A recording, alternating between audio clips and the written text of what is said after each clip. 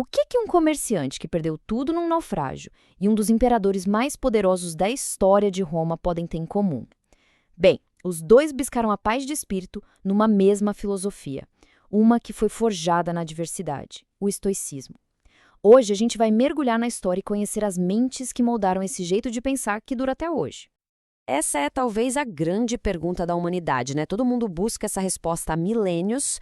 E olha, já apareceram muitas respostas por aí, mas uma em especial ecoou através dos séculos com uma força impressionante.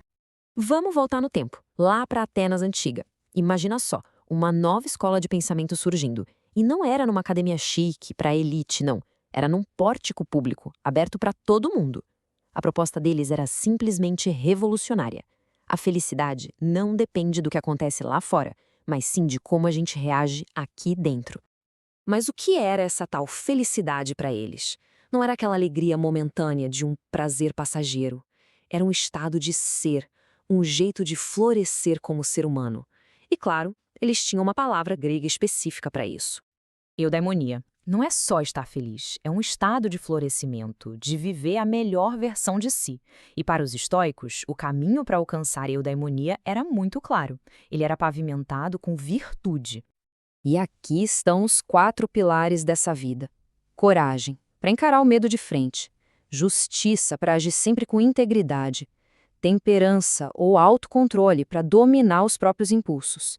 E, por fim, sabedoria, para enxergar o mundo com clareza. E olha, cultivar essas virtudes não era um hobby, era o grande projeto de uma vida inteira. Tá, mas como manter a calma quando o mundo parece um caos total? A resposta estoica está no conceito de logos divino. Eles viam o universo não como uma série de acidentes aleatórios, mas como um grande organismo, único e racional. O nosso papel, então, seria entender essa lógica do universo e agir em harmonia com ela, aceitando que a gente não pode mudar como parte de um todo maior. Uma filosofia tão forte assim, a gente logo imagina que veio de um grande mestre, lá na sua Torre de Marfim, certo? Errado. A história do estoicismo começa com um desastre, um naufrágio que mudou a vida de um homem para sempre.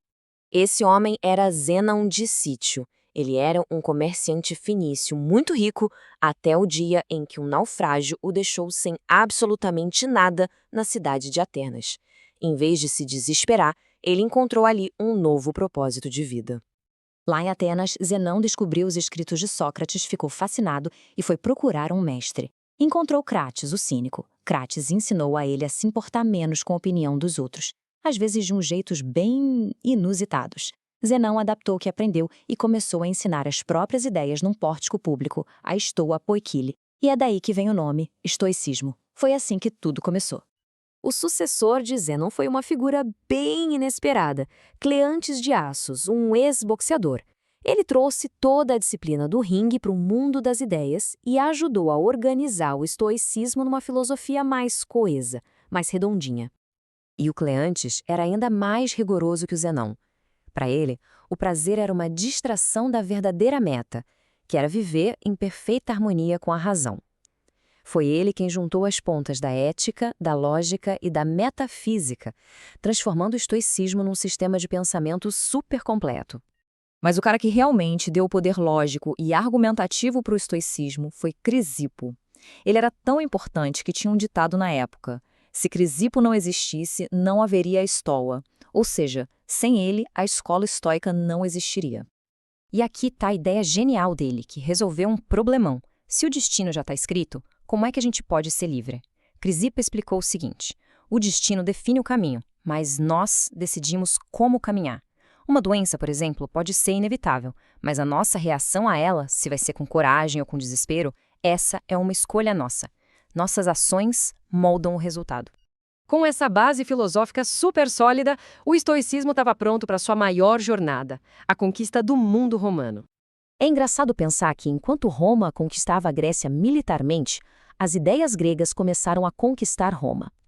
Em 155 a.C., uns filósofos gregos foram até o Senado romano. E no meio de um monte de discurso inflamado, foi a postura calma e modesta do estoico Diógenes da Babilônia que mais impressionou. Ali, ele plantou a sementinha da filosofia no coração do poder. O pensador que realmente adaptou o estoicismo para os romanos foi Panécio. Ele deu uma suavizada em algumas das ideias mais radicais, rejeitou aquela crença de que o universo seria destruído e renasceria num ciclo de fogo, e disse que, olha, nem todas as emoções são ruins. Essa versão mais prática e menos fatalista da filosofia era perfeita para a mentalidade romana. E foi em Roma que o estoicismo foi testado para valer, nas arenas mais difíceis da vida: o poder, a tirania, a escravidão e a guerra.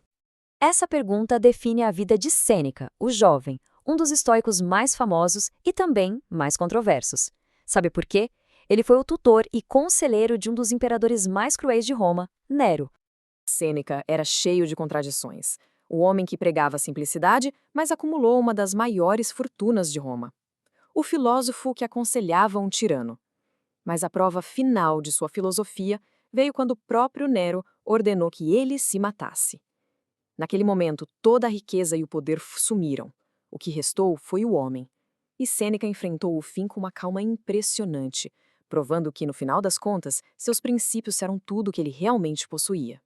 Se Sêneca testou o estoicismo lá no topo do poder, Epicteto testou lá na base da sociedade.